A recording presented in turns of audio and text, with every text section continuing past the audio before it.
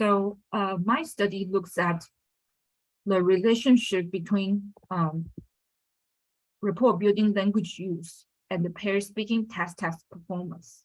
Does task complexity matter?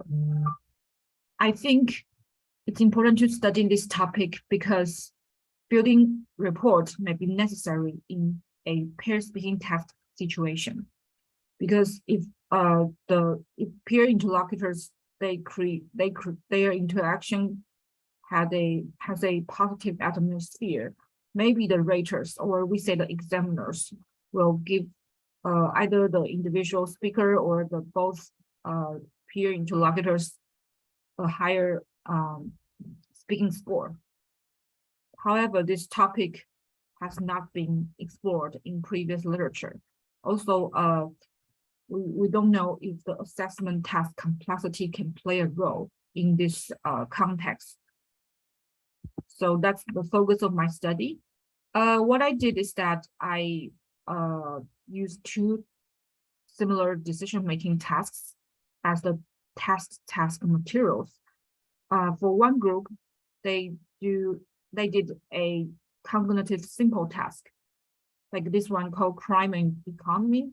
So basically, students have time to prepare what they want to say during the task, and they firstly need to explain what their report represents, and then they need to choose one report to present to the class, and they need to discuss the reason why they choose one report over the other, and then give two reasons for crime rates. So each student held one graph, but they received the same text instructions. And for the other group, they did a cognitive complex task. So so for each student, they either received this graph or this graph, and then they also need to explain to each other what their statistical report presents. And also, they need to discuss the reasons and the solutions for the crime rates and the different kinds of crimes, and discuss and agree on the biggest factor contributing to crime rates in large cities. So this one is more cognitive demanding, although they have more planning time. Yeah, it's in terms of the raters combination, and both the task takers cognitive demand when they try to think about what they want to say and agree on the answers. So there for each speaker diet, I mean, like, because two students worked as a pair, and their speaking performance was rated on 3 dimensions, including collaboration, task completion, and style. And their interaction was coded in terms of agreeing, how they agree with each other, and they're seeking agreement, and how they complement with each other, complemented on each other's performance or utterances or thinking. And their interaction was also coded in terms of how they disagree with each other using more polite language. And finally, it's greeting and closing, how they greet each other at the beginning of the task and how they close the task conversation.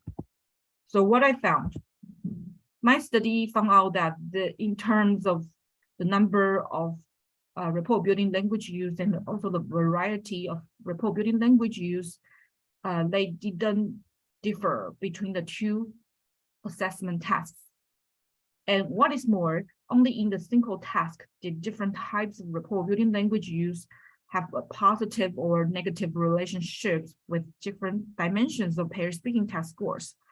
So take greeting, for example. If students, they greet with each other, like I say, like student A said, "Hello, how are you?" And student B say something similar, then they got higher scores because it seems that they collaborate well. They align their language with each other.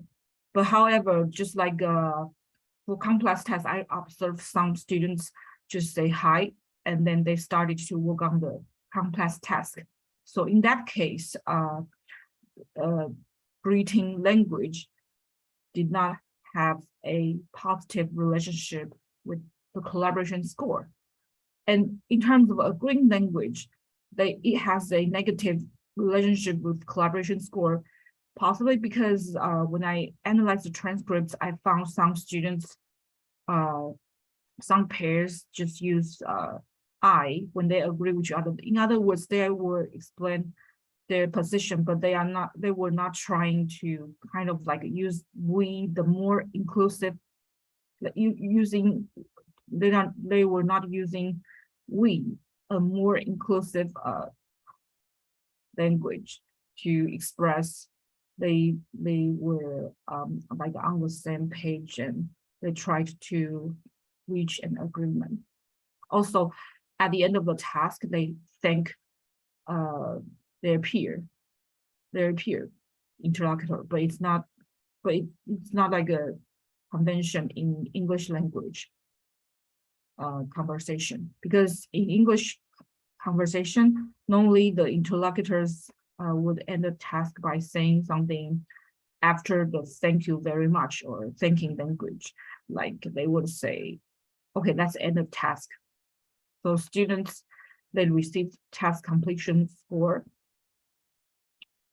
lower score in terms of task completion because of this.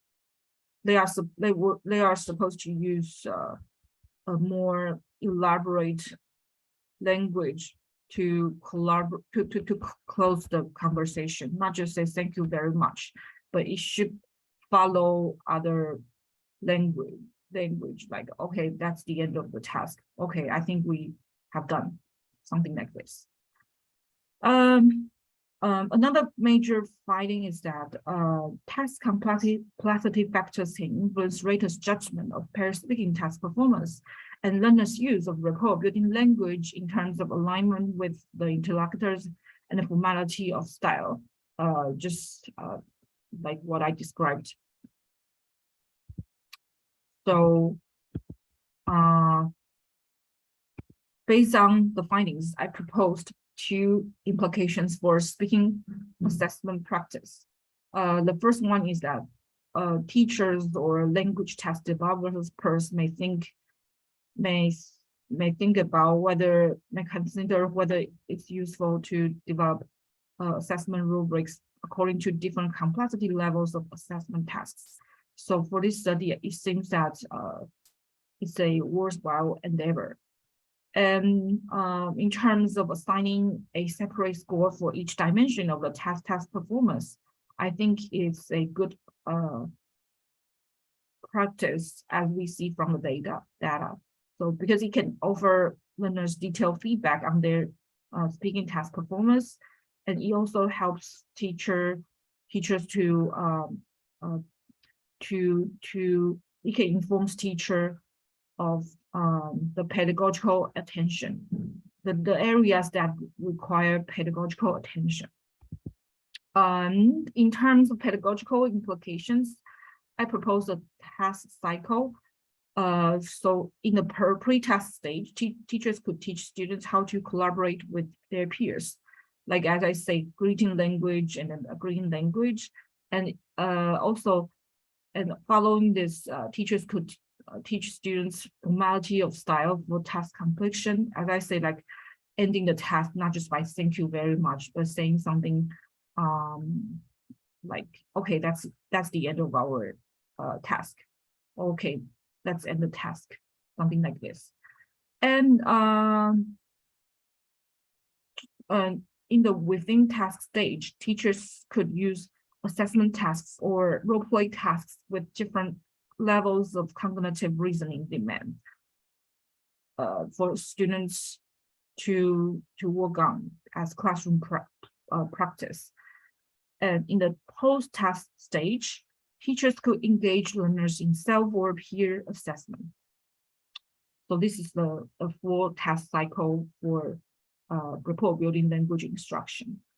And in addition to assessment tasks and role play tasks, I also think there are some tasks or activities that teachers could incorporate in their into their teaching. The first one is awareness raising activities. So basically, teachers can use some authentic materials like videos or films to raise students' awareness. And teachers can also engage students in meta-pragmatic discussions. So like discussing the pragmatic rules and the norms by using some authentic video, audiovisual materials. The third one is ethnographic activities. So teachers could ask students to record conversations happened in their daily lives, and then they ask students to transcribe the conversations and bring to a class for discussion. So in this way, different students may gather different types of rapport building language use in different social contexts. So it's helpful and it's also a hands-on activity for students to be more engaged in their language learning. So if you are interested in reading the full text, I'm willing to send you a copy of it. You can just send me my email. And here's also, I also wrote a one-page research summary for general public. If you go to the OASIS database, just by typing some keywords, I think you will be able to find my summary. Thanks for watching.